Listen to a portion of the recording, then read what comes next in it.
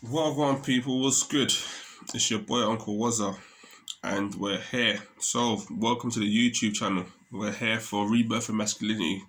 So, we're talking some masculine stuff today, and we're going to be talking more about masculine stuff, men's health, family, women. That's going to be some fun stuff. Anyway, right, let me get into it.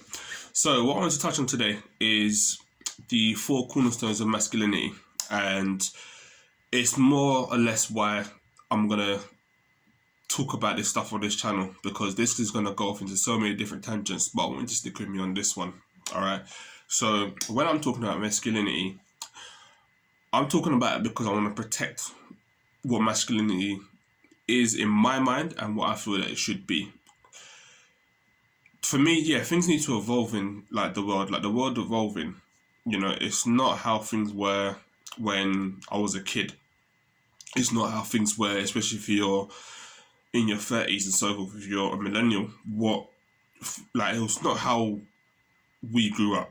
So things are different. Like, the teenagers are different. Like, I've got young cousins who are half my age, and the way that they are and the way that they came up is just different. So we can't expect things to continue the way that they were when we were kids. But there's certain things that were changing that don't need to be changed. Certain things that are changing, and you're right. Kind of, for me, I'm wondering, like, why does this have to change? Like, it makes no sense why these things have to change, or not even a case of why they have to change. Why are you trying to change them? What's the ulterior motive? That's my question. Like, I wonder what the ulterior motive behind it is. Like, there's so many things that I want to go into in other videos, but for me, there's elements of masculinity that needs protecting. Yeah, there's certain things that need to change. Like, this whole notion of toxic masculinity and all this kind of stuff, I'm not about that. I don't subscribe to that channel. I don't like it.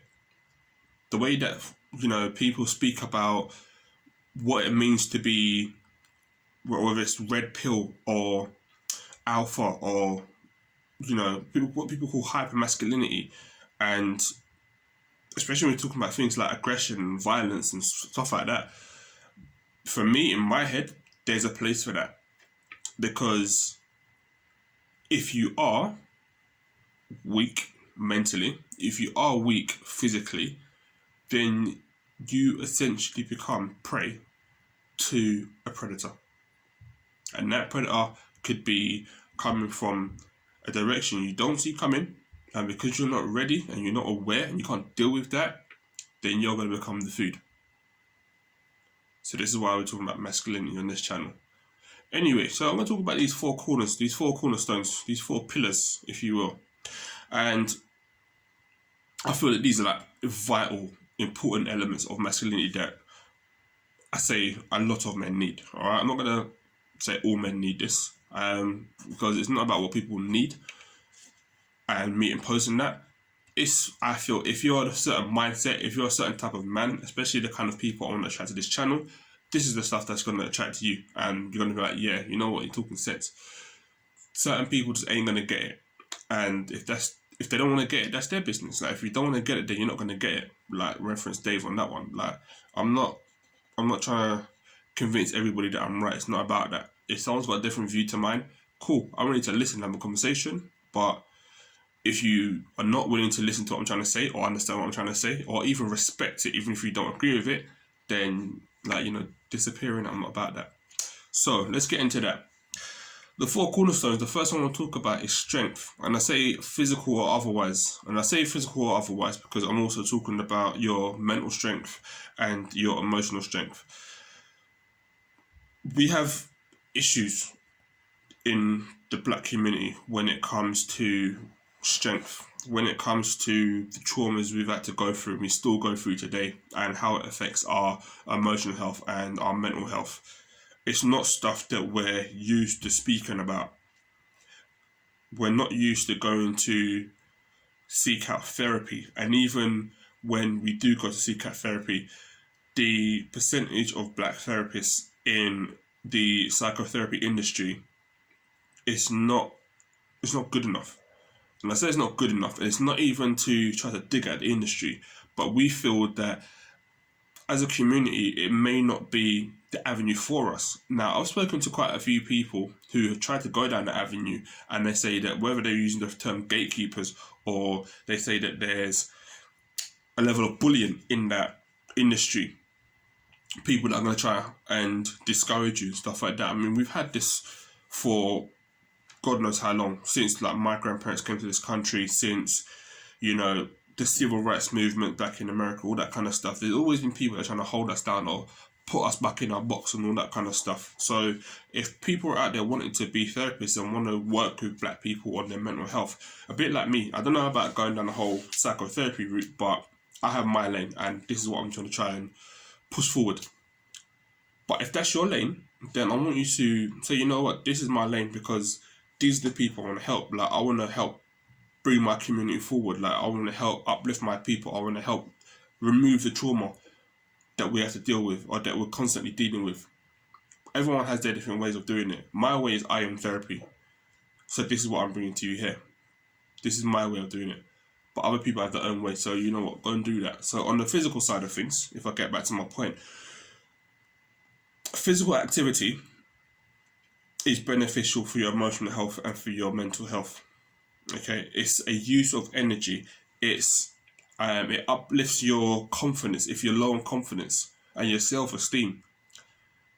It helps you shift from a negative state of mind to a more positive frame of mind, especially when it comes to starting to make, I'm not going to say word gains, but if you start to get some kind of result, you're starting to see some positive change, that's enough to start, you know, firing off those positive chemicals in your brain. People talk about dopamine. Just looking forward to going to the gym because of how you're going to feel afterwards. That's what dopamine actually is.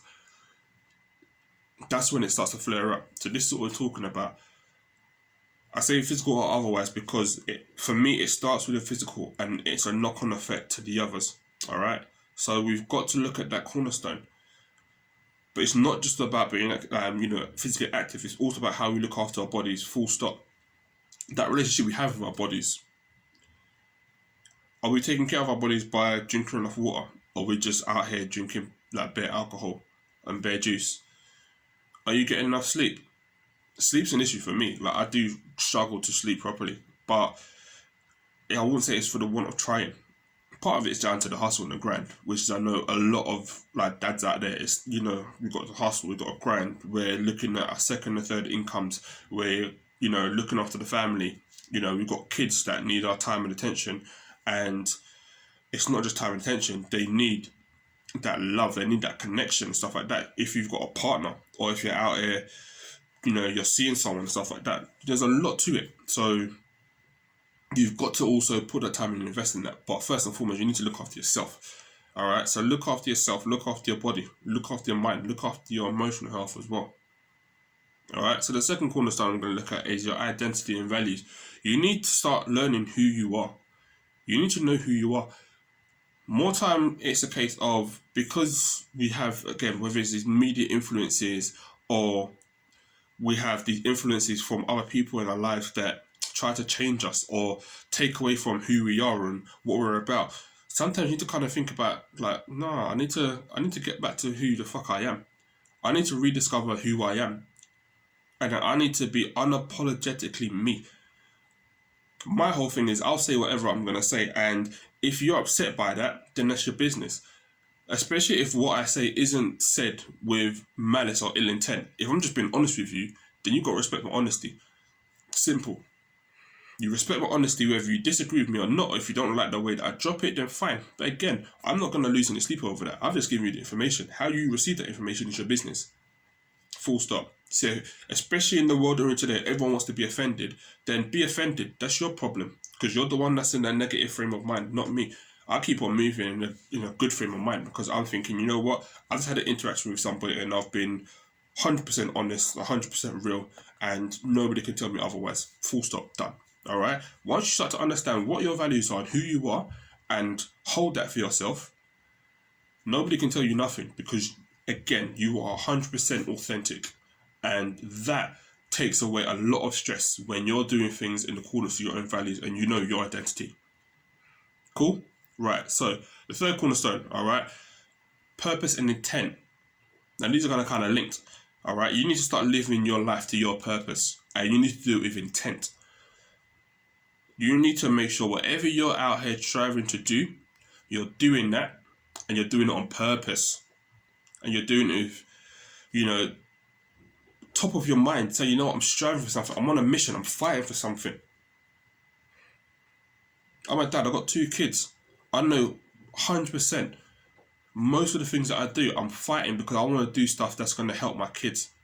I want to do stuff that's going to further my life and give me fulfillment.